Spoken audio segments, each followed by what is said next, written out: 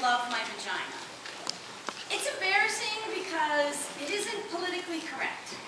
I mean, I know it should have happened in a bath with salt grains from the Dead Sea, and you're playing me loving my womanly self.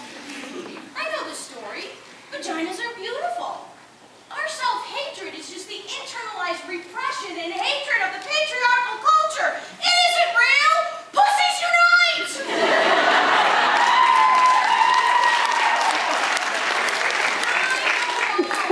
Like, if we had been brought up in a society where we were taught that fat thighs were beautiful, we'd all be spending our days pounding down milkshakes and Krispy Kremes, and on our backs, thigh expanding. But we didn't grow up in that culture, and I hated my thighs, and I hated my vagina even more. I was one of those women who, the minute they looked at it, wished that she hadn't. It made me sick. I pitied anyone who had to go down there. So in order to survive, I would pretend I had something else between my legs. I would imagine furniture. A comfy futon with a light cotton comforter. Or a soft velvet settee with a warm leopard rug.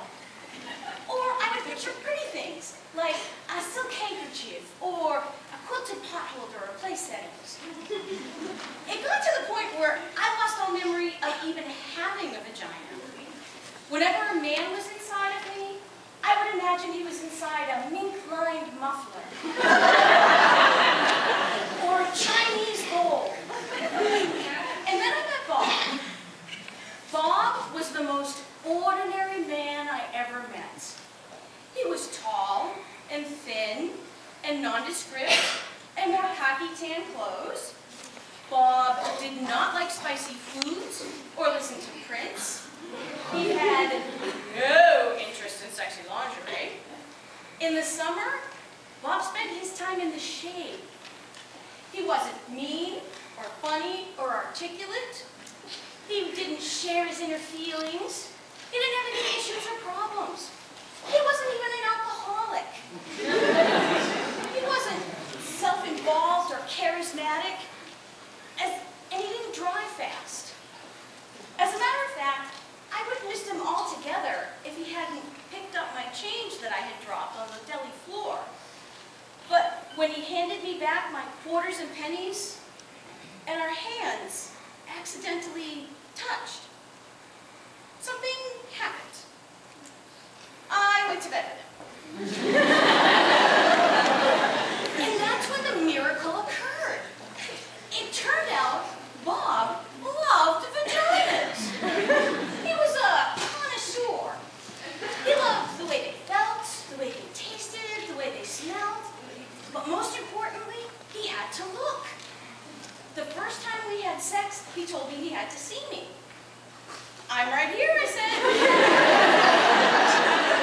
No, you, he said, I need to see you. So turn on the lights. I was thinking he was some kind of weirdo and freaking out in the dark or something. So he turns on the lights and says, okay, I'm ready to see you.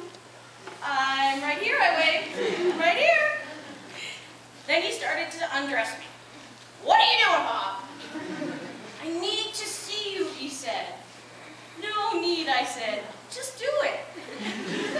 Oh, I need to see what you look like, he said.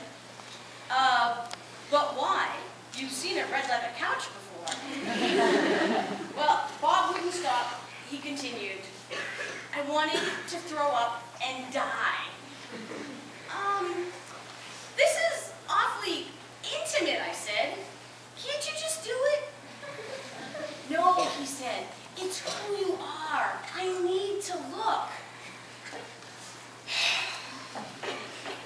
So I held my breath, and he looked, and he looked, and he got breathy, and his face changed, and suddenly he didn't look ordinary anymore. He looked like a hungry beast. You're so beautiful, he said. You're so